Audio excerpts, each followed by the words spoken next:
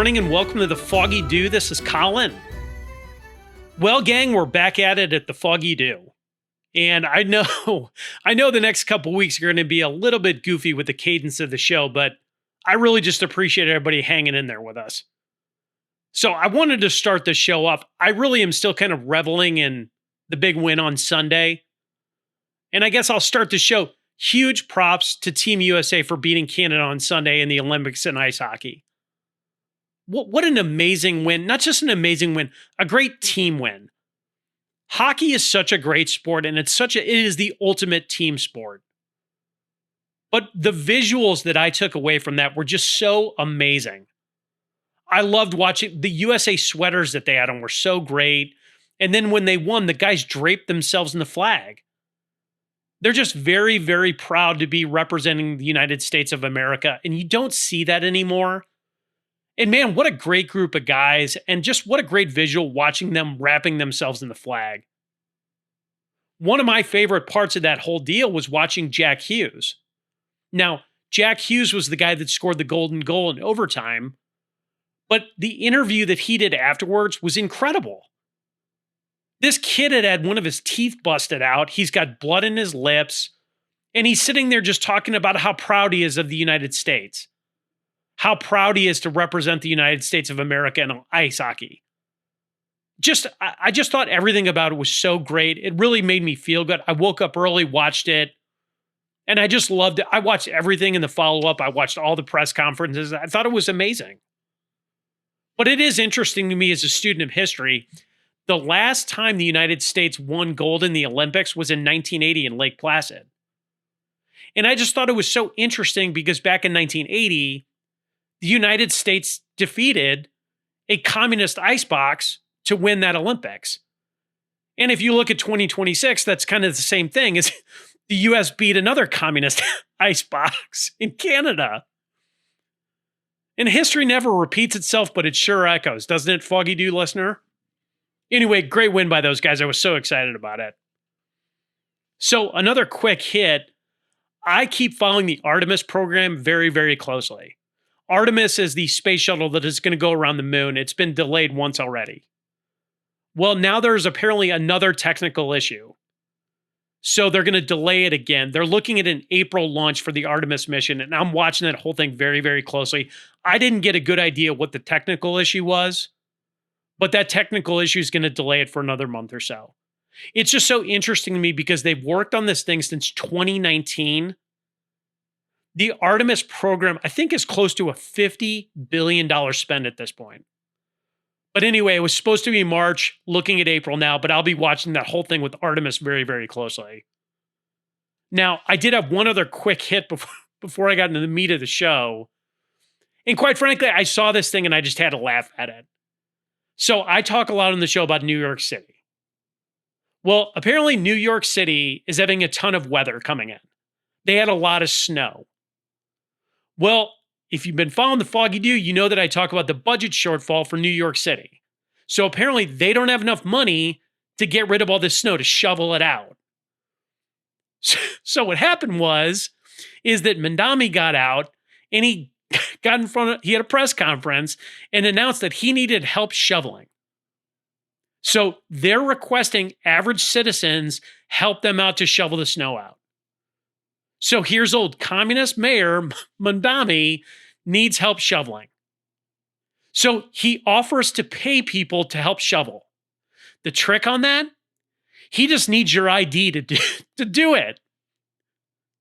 What he said in this press conference was that New York City needs authorization and documentation if you want to help them shovel out all the snow in New York City. So just to be totally clear, Mamdani needs photo ID for you to go shovel snow out of New York City because of a budget shortfall.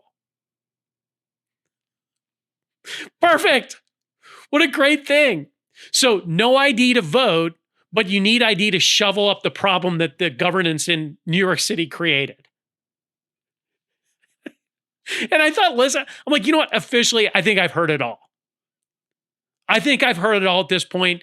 Thank you for the laughs, Mandami. You're my favorite. Keep up the great work, comrade. I can't wait to see what comes out of communist New York City next, but this is awesome. So, another quick hit. Here at the Foggy Dew, we are always interested in random World War II stories. And I've got a zillion of them, but I was thinking about this one the other day and I wanted to go ahead and share it. So, this is a good World War II story about a guy named Fred Hardsheimer.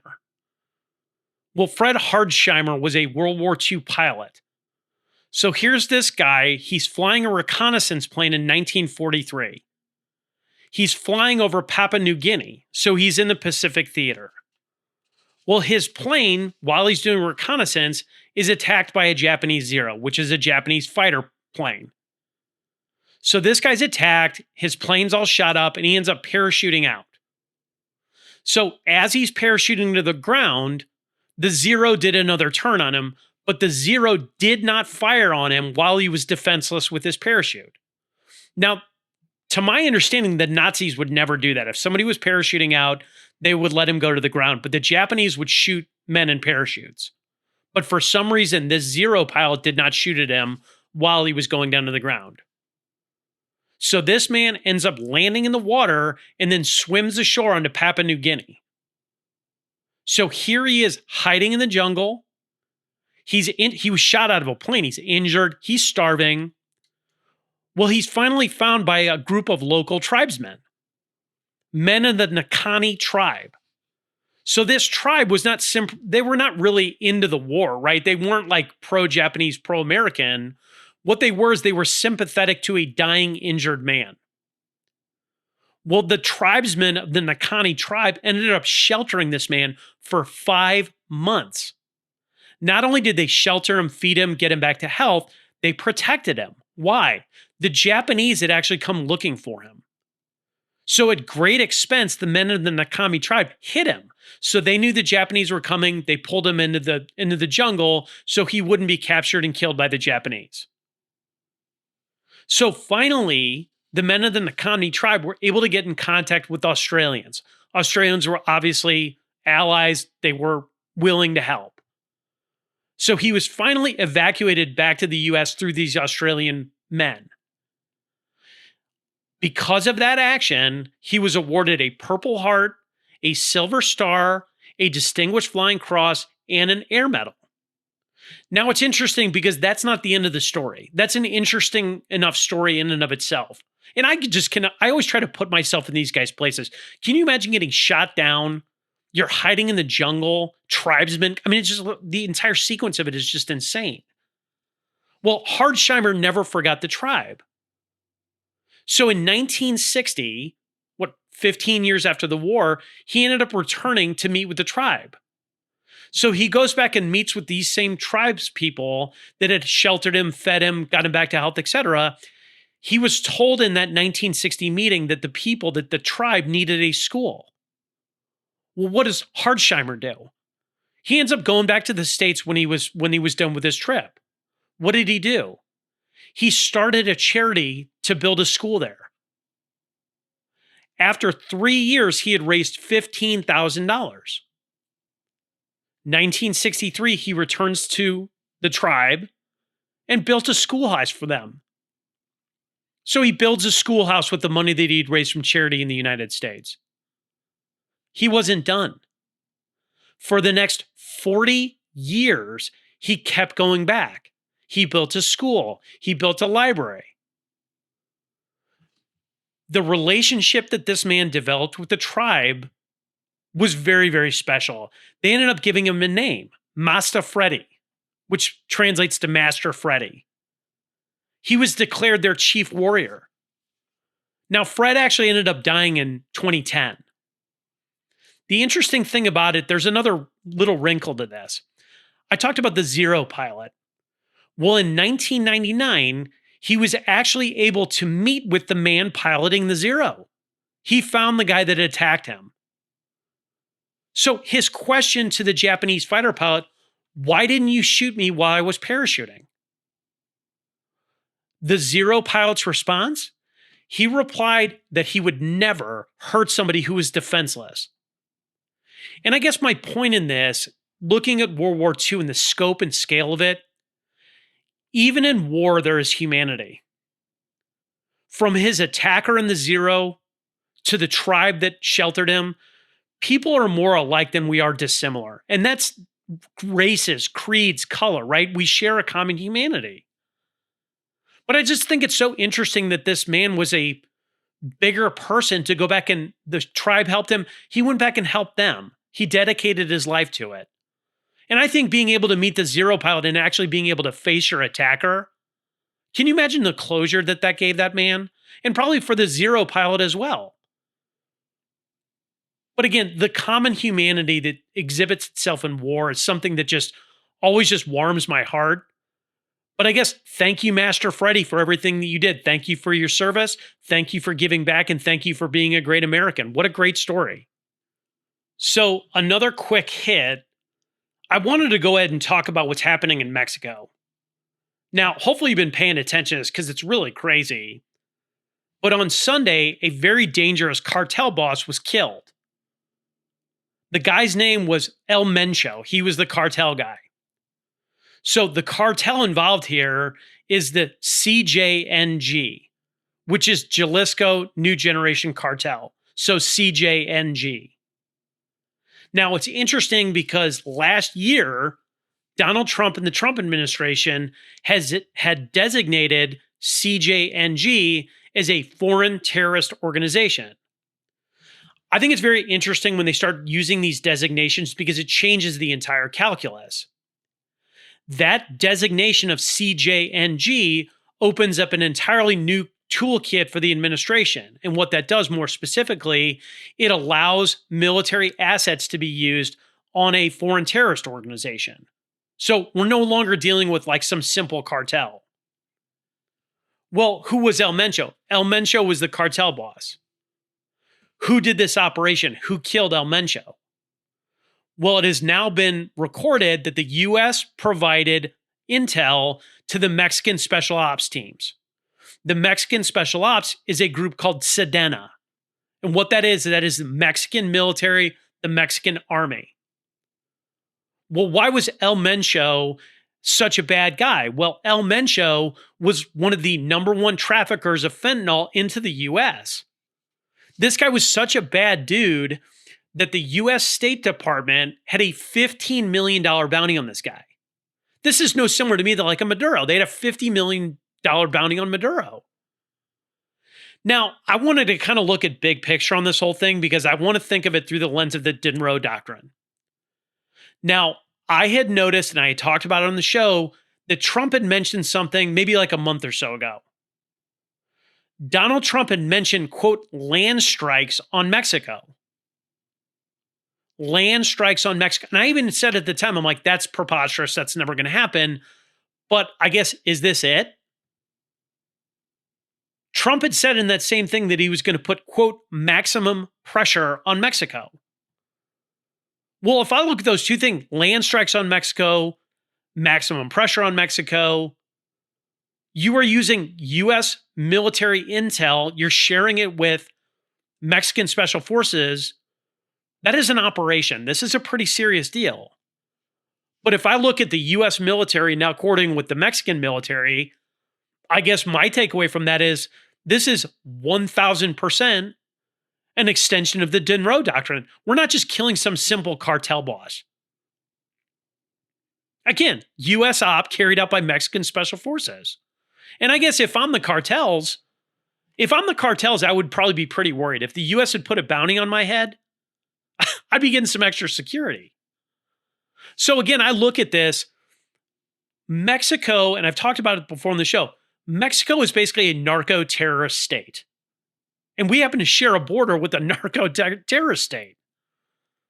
But if I look at this, I think this is a prelude to very big changes in Mexico. And why? The Mexican government is basically run by the cartels. Now, they do have a duly elected leader and all this stuff, and that's Claudia Sheinbaum is the president of Mexico. And I guess I'll start talking about Sheinbaum because it's so interesting to me. Here is Claudia Steinbaum talking about this situation. This is a direct quote after this killing of this man. Quote, returning to the war against the narco is not an option. First, because it is outside the framework of the law, end quote. Returning to the war against the narco is not. So the Mexican government is saying they do not want to go to war against the narcos. She's saying because it is outside the framework of what law is she referring to? And I guess the translation there to me, well, there's a couple different ways to look at that. The obvious translation of what her comment is that she's basically saying that attacking the cartels in some way would violate their human rights.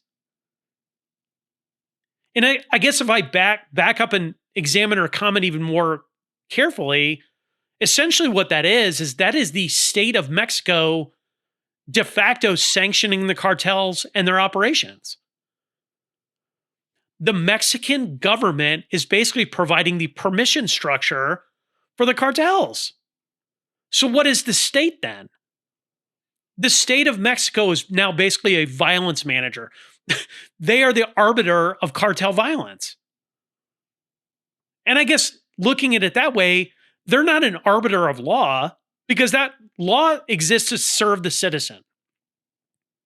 Laws exist to serve the citizen. So when she's using law to protect the cartels, what is she really doing? She's not serving the citizenry, she's serving the cartels.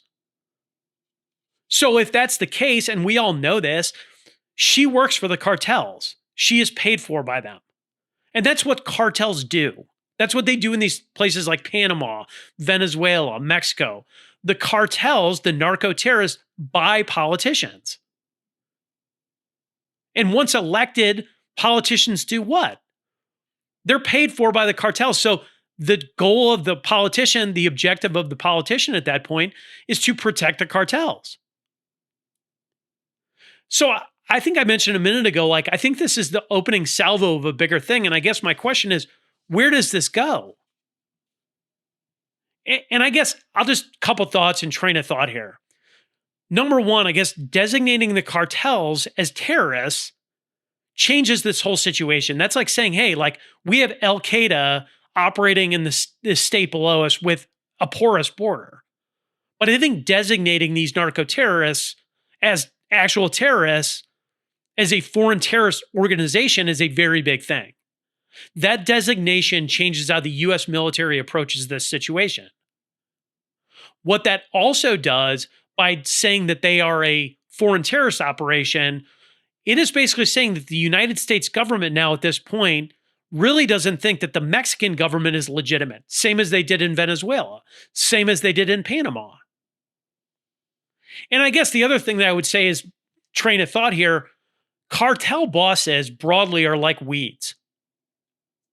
If you kill one cartel boss, trust me, there's another one that's going to pop up somewhere else. And if you look at cartels broadly, cartels are obviously well-financed.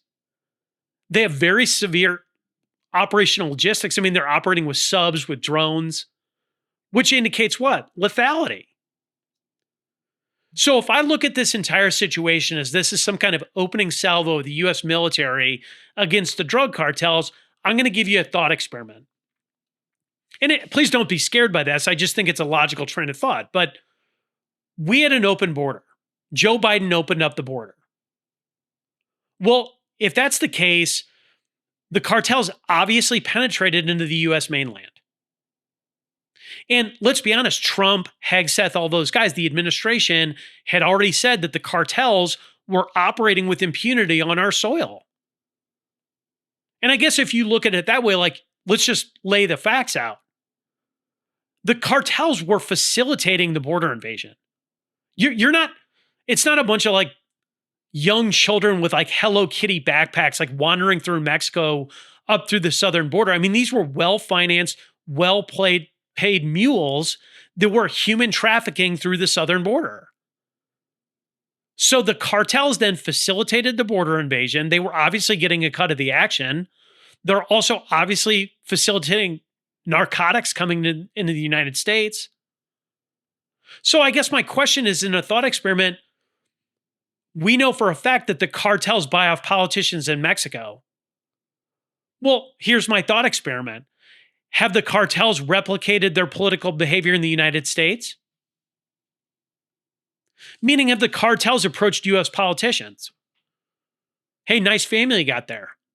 Did the cartels come up and threaten US politicians? Buy them? Compromise them? I mean, again, train of thought here. You have blue cities and blue states that were sanctuary cities and states. And I guess my question is that unreasonable to think about? I mean, if you're a politician that's approached by a deadly, deadly cartel, and they say, if you go to the FBI, if you go to the local authorities, whatever, we will kill you and your family. That's how they operate. That's what they do. And I guess, is it unreasonable to think that occurred in blue cities and states, especially like border states, like in Arizona, New Mexico, California? That seems totally reasonable to me. And I guess if you play that string of logic out, if these US politicians were approached by cartel members, that would certainly explain a lot of the illogical behavior that we see out of the Democrats and, quite frankly, a lot of Republicans.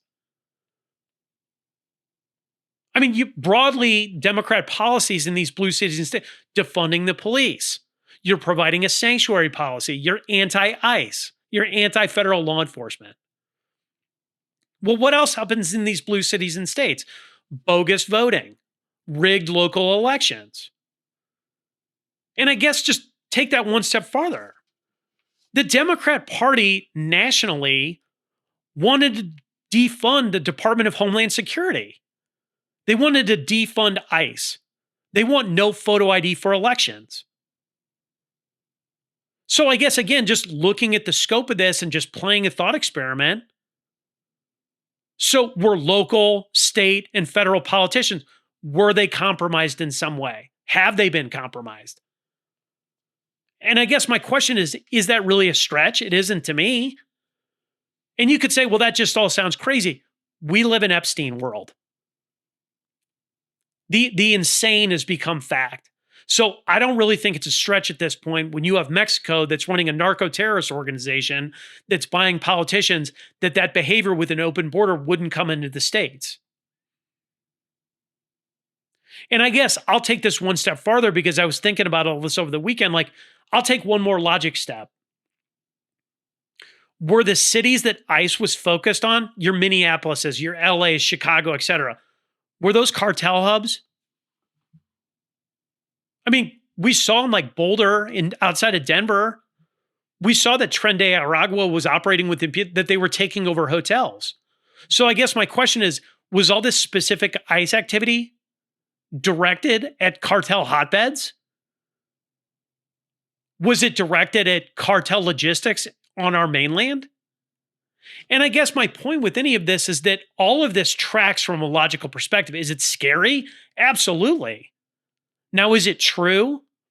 I don't know. But to me, it certainly seems reasonable. And I guess if I'm Donald Trump and I know this is going on, again, these guys are always like 5 steps ahead. If you destroy the domestic cartel hubs, you can stop cartel activity on the US mainland. And I guess when you're done with that operation on the mainland, and of course, you're not going to say this out loud, right? He's not going to announce that we have cartels like taking over cities and people would freak out. But I guess if you disrupt the cartel activity enough on the mainland, you cut down the drug smuggling, human trafficking, etc. on the mainland, then you would go back to the source. And is that what we're seeing here? And I guess I'm going to make one last point. I'll wrap up this whole train of thought.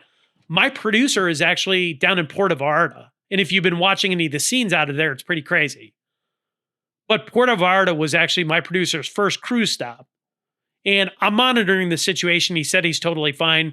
But I guess from the Foggy Dew listener fan base, be safe, Mr. Producer. Get the next cruise ship out of there. We're really worried about your safety. But anyway, everybody just keep an eye on Mexico because I think it's going to get a lot crazier down there. Okay, so switching gears, I have talked on the show about Israel before. And Israel is a very polarizing topic to a lot of people, but I wanted to address what I saw over the weekend. So Tucker Carlson did an interview in Israel the other day that I thought was fantastic. Well, who was the interview with? So Tucker Carlson flies into the Israeli airport. I guess, I don't know what city he was at. I guess it was in Jerusalem, but he flies into Israel to do an interview with Mike Huckabee. Now, if you don't know who Mike Huckabee is the U.S. ambassador to Israel. Mike Huckabee was the former Arkansas governor and actually the father of Sarah Huckabee, who is the current governor of Arkansas. And to be fair, I like Mike Huckabee. Mike Huckabee is a minister. He is a very nice, affable man. But it's interesting to me because Mike Huckabee is also a rhino. Mike Huckabee is what used to pass as a conservative, like back in the Paul Ryan days. Like just the word. I mean, these guys are not, they're just very milquetoast rhinos. But again, Huckabee, very nice guy, very gregarious. And it's interesting because people like Mike Huckabee were thought leaders in the Republican Party like 15, 20 years before Trump, the rise of Trump in the party. Mike Huckabee was like a thought leader. And if I look at Mike Huckabee now, like Mike Huckabee to me now is like a relic of that old Republican, but like a bushy Republican Party. And I guess my only thing about this, I really only want you listening to the Foggy Dew, but I would really encourage anybody interested in about the state of Israel and how it relates to U.S. foreign policy. I would encourage everyone to watch that interview. It's long. It's about 2.5 hours. But I listened to this interview and I went into it with an open mind because I like Mike Huckabee. But offhand, I found it very embarrassing. And again, Mike Huckabee, very pleasant. But the problem with it is that it became apparent in the interview that Mike Huckabee knows nothing. He is not paying attention at all to what's going on in U.S. domestic politics and kind of the undercurrent of thought right now in both the Democrat and Republican Party on USA's relationship with the state of Israel. And I grabbed one exchange here because I thought it was very interesting to what I talk about on the show, and I'll go ahead and read it. So here's Tucker Carlson with Mike Huckabee. Tucker, how much does it matter what Americans think? Huckabee, it matters every bit. Tucker, 80% oppose war with Iran. Huckabee, we don't live in a world where polls dictate policy.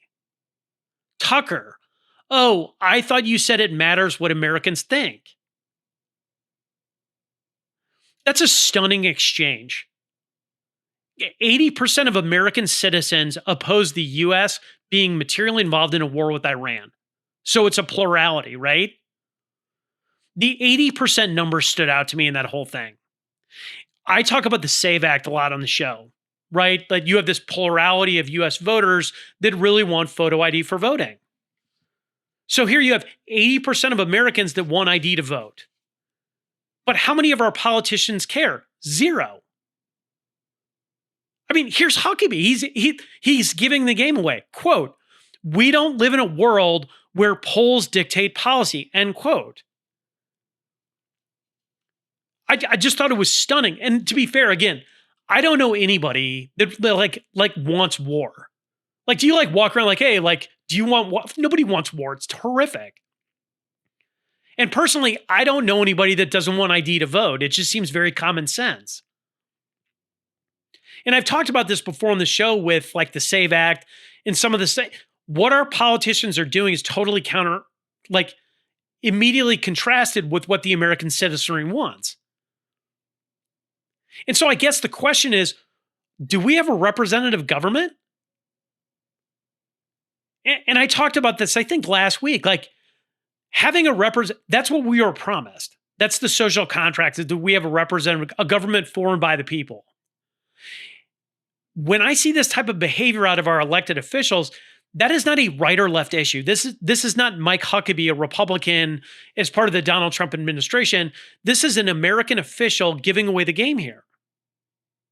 Because I guess if I'm looking at it like, if the American people want something and we don't get it, then I guess it's apparently what the government wants to do. It does. And I guess you could always go back into history and look at this. If the government does this, the government does that. Nobody really wants it. But as a student of history and a student of political science, I've never seen it this brazen.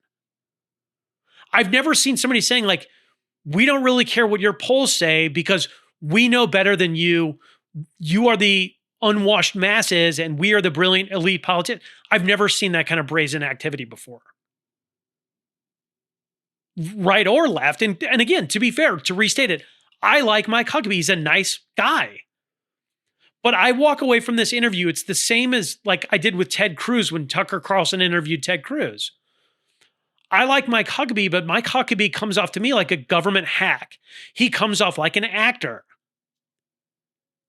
It's just a very bad look by an elected official that's supposed to be representing the United States of America here. And it's interesting because always watch the response.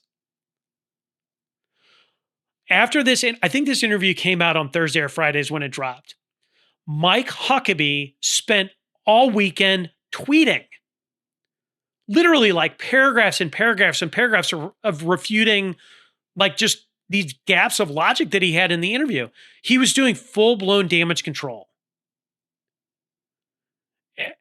And it's just so interesting to me. Like, if you were confident in what you said, you would not spend all weekend tweeting about it, recorrecting the timeline, you wouldn't do that. If you were confident and solid in your answers, you would not spend all weekend tweeting. The response always gives the game away. Now, part of Huckabee's mistake was a particular comment. Tucker Carlson had talked about Israel's biblical right to the geographic state of Israel. Now, if you look in the Bible, and this was Tucker's point, does Israel have a right to the land that it's on? That's Huckabee's contention.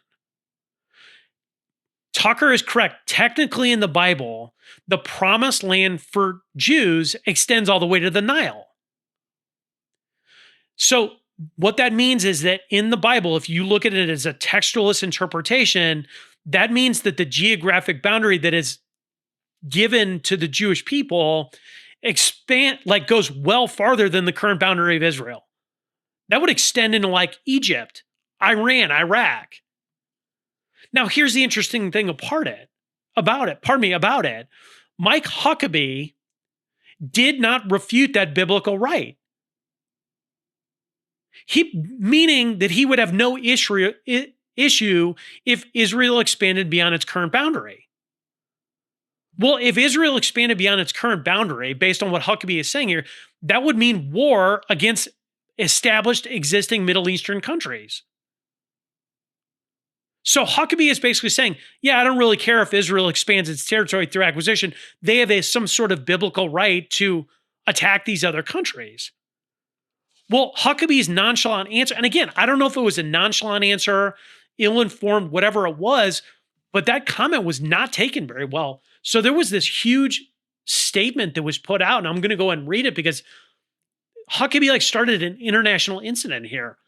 The ministries of foreign affairs of Saudi Arabia, Egypt, Jordan, UAE, Indonesia, Pakistan, Turkey, Qatar, Kuwait, you get the point, together expressed their strong condemnation and profound concern regarding the statements made by United States Ambassador to Israel, Mike Huckabee, in which he indicated that it would be acceptable for Israel to exercise control over territories belonging to Arab states, including the occupied West Bank. Big mistake by Huckabee. And again, I don't know if it was done of just nonchalance, but he made a huge error here in a lot of different ways. Now, what becomes alarming to me, again, I always watch the response. What was alarming to me is this thing drops. Well, immediately here come the new calls. It's like a seed is put in the media. So here's the media now saying that Iran is going to have a nuke soon. Iran will have a nuke with capability to strike the U.S. It's like stimulus response in Namibia. But to me, it's almost like Lucy with the football. It's the same refrain over and over again. Like, Iran is going to attack the United States. We have to defend it. It's the same refrain over and over again. And every time I hear that Iran is going to strike the U.S. with a nuclear weapon or is like 2 weeks away from a nuclear weapon, I just think that there is a segment of our establishment government in the United States that wants war so bad for some reason. I don't quite understand it. It's people like Lindsey Graham. Lindsey Graham wants war with Iran so bad. Ted Cruz wants war with Iran so bad. I just don't quite understand that thought process. Nobody should want war. I am totally opposed to war. I have a son that will almost be 18 here soon. I do not want my son going and fighting a war. And I guess you could take a step back and look at that. I guess you could make the military-industrial complex argument, but I think it's much deeper than that. And let me just back away from this conversation because I could talk about this all day, but I'm just sitting here looking at this situation. We are not going to attack Iran. I don't think that's going to happen. Obviously, we've moved strike carrier groups in there. We have a lot of weaponry pointed at Iran right now. But again, I don't think we're going to attack Iran. That is not Donald Trump's style. If you step back and look at the entire world chessboard and how Trump operates on a world stage, he is not going out and attacking people. He is doing smart surgical moves. And again, I just think if Trump did that and he engaged in some kind of war, started shooting missiles in Iran or something, that would be very, very unpopular. Very unpopular. He would be doing that right before the midterms. And quite frankly, he's got a lot of good economic movement. And I guess my point with this whole thing is like, war is not strategic here. Ergo, I do not think Trump is going to do anything. What I do think is happening, and I've talked about it before, the Ayatollah, the mullahs, they're all in the ropes. There is huge economic pressure being exerted on Iran right now. And again, big chessboard. China and Russia are not going to be able to help with the U.S. Armada that's parked there. And again, if you look at Iran as part of a broader BRICS strategy, like that's, I think, where this is going. I think it's the same as Cuba. It's like an economic oil embargo against Iran. That's what we're doing. That's why the military assets are there. We are not going to go to war. Iran is not 2 weeks away from having a nuke. And I'll just say this because I think it escapes logic for a lot of people. Like, I don't really want Iran to have a nuke, but I don't blame Iran for wanting a nuke.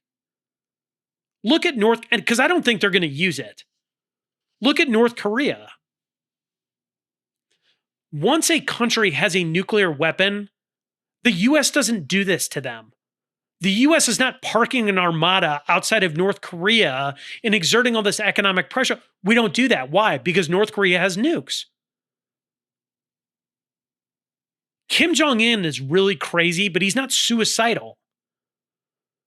But this constant idea and fear-mongering that Iran is on the doorsteps of nukes that can hit America is just such an old and tired argument.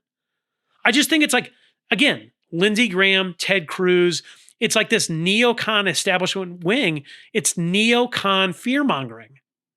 And I guess my point with it is that I think that fear-mongering, it's falling on deaf ears now. I don't think that type of fear-mongering about nukes with Iran, I don't think that's going to work anymore. But again, to put a bow on this, I just thought it was a very bad look by a guy that I liked, which was Mike Huckabee. And again, I urge you to watch it. To me, it was a lot like the Ted Cruz one. You just walk away from it going, what am I really looking at? But again, that's probably going to be an interview you remember, but go check it out. So one last topic, I did want to talk tariffs. Donald Trump's use of tariffs to influence geopolitical events has been absolutely amazing. What Donald Trump did, in effect, was leveraged America's buying power to create peace and create a hegemon in this hemisphere. What he's also doing, the byproduct of that, is that Trump is reshoring manufacturing, meaning bringing domestic manufacturing back. Another thing that this is causing, it's bringing BRICS to heel. It's stopping BRICS logistics in this hemisphere. It's bringing China to heel.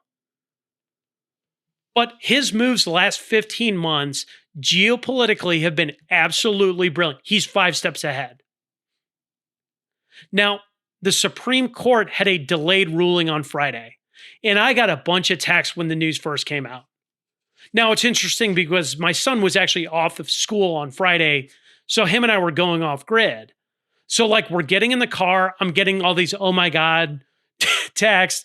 It's over. The sky is falling. Well, within about an hour, it was all good. By the time we went off, the last time I checked my phone before we went off grid, it was all good. And the only thing I would tell you is that Donald Trump has a backup plan for a backup plan for a backup plan. This guy's 5 moves ahead. And this Supreme Court ruling that came out on Friday, all it did was change Trump's tactics. The ruling that came out here about tariffs was very, very narrow. I actually got a text about this on Sunday. I guess people still have not dug into the meat of this, but all the Supreme Court did was rule against IEEPA. Well, what is IEEPA? That is International Emergency Economic Powers Act. Now, if you look at, so that's all it did. So Trump cannot use tariffs through the IEEPA. Now, I actually read the dissent when I got back because I had heard Kavanaugh had this blistering dissent. Well, I read Justice Kavanaugh's blistering dissent. He absolutely nuked the majority opinion. What he did, and he made it very, very clear, he made clear what Trump could do with tariffs. So nothing is going to stop here. The Trump administration just is not going to use that very narrow ban for tariffs. They're going to use alternate methodologies to tariff. There are a number of other sections of law that allow Donald Trump to do his tariff plans. That'll be Section 232, Section 301, Section 122. Nothing is stopping the tariff game. This is going to accelerate. And if you look, I think it's very, very interesting because 232 is national security. And I've talked about it already on the show a couple of times. This is an interesting designation. Their use of language is very, very important here. And I'll give you an example. National security, you can make anything a national security issue. It's very similar to what Trump did in Mexico, what Trump did in Venezuela. You declare Maduro a cartel member. You declare him a narco-terrorist. That the Maduro regime was not legitimate. What that does, when you designate something a national security issue, that opens up another toolkit. So he can say, hey, anything from China threatens national security, therefore I need to use Section 232. Again, the point is, tariffs are no different here. Trump could use anything he wants here. But I guess my point with it is that Donald Trump plays chess. He plays chess. And not only did he win here, he flexed. What did he do? So he gets knocked down on Friday. Well, on Saturday, he turns around and just fires another salvo. So what he's going to do, Saturday he announced he's going to use Section 122 for 150 days. What does that mean? Right now, every country is at a 10% import tariff. He's bumping it up 5%. So for the next 150 days, he's going to use Section 122 and increase tariffs on everybody by 5%. He's shooting across the global bow. What else can he do with that? He's got leverage now. The guy's like the man in the arena. I've never seen anything like it. But Donald Trump is going to be able to walk into the State of the Union on Tuesday night, and he's going to flex hard. He seems unstoppable to me with the chess moves he's moving. And I guess there's a couple other points that I wanted to get through on this whole tariffs issue. I have a very serious issue with the lawsuit itself against the tariffs. Meaning the lawsuit that initiated this to where it got up to the Supreme Court. How did that lawsuit come about? How are we sitting here, 15 months later with the Supreme Court fast tracking all that stuff? Well, when Donald Trump took over in January of 25, a guy named Norm Eisen filed 1,000 lawsuits. And to be fair, it's not just Norm Eisen. It's Norm Eisen and Democrat operatives and lawyers did this. They filed 1,000 lawsuits. What are they trying to do with those lawsuits? They're just trying to stop, slow, delay the Trump agenda. Any legislation that Trump wants to pass, there would immediately be a court filing that's sitting somewhere. It's like laying a bunch of landmines legally. So what Norm Eisen and these Democrat operatives can do is they can tie Donald Trump up in court. They can confuse the issue. And quite frankly, everybody's sitting here going, well, this allows them the pretext. Think about this. The Supreme Court came out and said Donald Trump can't use tariffs in this very narrow ruling. Well, immediately what happens? The mainstream media goes, Trump can't use tariffs. Wrong. He's got plenty of options for tariffs. What this allows them to do is to go, okay, well, Donald Trump is shredding the Constitution. Because a layperson doesn't know Section 232. A layperson doesn't know Section 122. They don't know anything about it. All this seems like to the layperson is that Donald Trump was told by the Supreme Court he couldn't use tariffs, and he keeps doing it. That's the functional understanding of the layperson on what Donald Trump is doing. But I guess roll the page back to Norm Eisen in these lawsuits. That is lawfare 101. It's lawfare 101. But the problem with it is that the president, meaning not Donald Trump, the president of the United States has a massive toolkit. Donald Trump, regardless of what you think about him, was lawfully elected by we the people. And I guess my point with that is nobody, and I mean nobody, voted for a person like Norm Eisen. Nobody. Norm Eisen does not like Donald Trump. He has some kind of axe to grind. What he is doing is he is stopping lawful governance. Any president has the right to enact their agenda. They talk about their agenda before they're lawfully elected. So the American people voted for Trump's agenda. Norm Eisen doesn't like it. But any president, right or left, has the absolute right to enact their agenda. So I guess my point with it is that this legal escalation just wastes everybody's time. And I guess why am I talking about Norm Eisen and why does this bother me so much? Because Trump made a comment that really stood out to me. This is a quote by Trump. Quote, "It's my opinion that the court has been swayed by foreign interests in a political movement that is far smaller than people think," end quote. That the court has been swayed by foreign interests. I don't know who Norm Eisen works for, but I can tell you what Norm Eisen represents. He's a globalist. Who doesn't want tariffs? China, Canada, the EU. Nobody wants tariffs. Why? Because it hurts their business. It hurts their state. And I guess I don't know what's going on here, but I seem to think, like, when I look at everything, I distill it into broader terms. I think this is nationalism versus globalism. There is this globalist idea about tariffs. Tariffs at their core are nationalism. Tariffs are an agent of pure nationalism. Globalists hate nationalists. So in a vacuum, I do not want the president of the United States questioning the Supreme Court. I don't want that. But I guess I'm just thinking about it and going, okay, well, if globalist interests have somehow captured people in our government to the point where they're actively working against the nationalist movement, we got a real problem there. And I guess I'll kind of wrap up this whole thing. Like, I'll give you another thought exercise because I just want people to think when they listen to the show. I talk a lot just over the last few weeks about the SAVE Act. I talk about the Epstein files.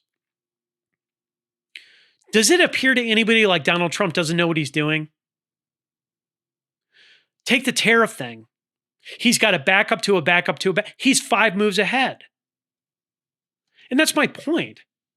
He's using this political brilliance on tariffs, but somehow I'm supposed to believe that the Epstein rollout was just mangled beyond belief. That the SAVE Act doesn't have backup after backup after backup. And I guess my only comment on this is looking at all this stuff, I trust what Donald Trump is doing at this point. He's proven it over and over again with the moves. He's playing chess. He looks cool as a cucumber to me. And if you're asking me, I think he's got a plan. Looks to me like he's got a sequence that he's working through. He didn't mess anything up. And again, do I like everything that he does? No. But quite frankly, I have to look at it from a logical perspective and say, if this guy's moving at such a high level geopolitically, domestic, I think you're going to see a lot of stuff flying in the next little bit. So I did want to make one last comment. Tuesday night is going to be the State of the Union. And I think Donald Trump is absolutely going to lay down. It's going to be must-see TV. I can't wait for it. Now, I did see this thing coming out. A lot of Democrats are not even going to show up to this, which I think is embarrassing. Donald Trump is the president, whether or not you like him or not, whether or not you think he's a fascist. He's the president. You show up because you care about America. Not showing up to me means you don't like that's more of a problem than showing up and just being like, hey, you know what? I might not like what you're saying, but I'm going to be here anyway because I love America. Not showing up to me is a problem, but they have this thing called State of the Swamp. So this is the, I guess, liberal / Democrat response. They're going to be doing this at the same time the State of the Union is going on. And it's almost like they're billing it like a rock concert. So it's at the National Press Club in Washington, D.C. at 7 p.m. Eastern, which is 6 Central. Robert De Niro, Brandon Johnson out of Chicago, Stacey Abrams, Don Lemon, Jim Acosta, Eric Swalwell, George Conway. I mean, this is just a murderer's row of incompetence. But I can't wait to see what comes out. This has got to be the biggest coping session ever. They're calling this State of the Swamp. But trust me, watch Trump at the State of the Union and then be sure to get clips of State of the Swamp because it's going to be just hilarious. So anyway, I'll go ahead and wrap the show up, guys. If you like the show, please go ahead and tell a friend about it. If you would, please follow us on Spotify. You can also follow us on Instagram at Foggy Dew Daily. If you have questions for the show, please go ahead and email us at foggydew95@gmail.com.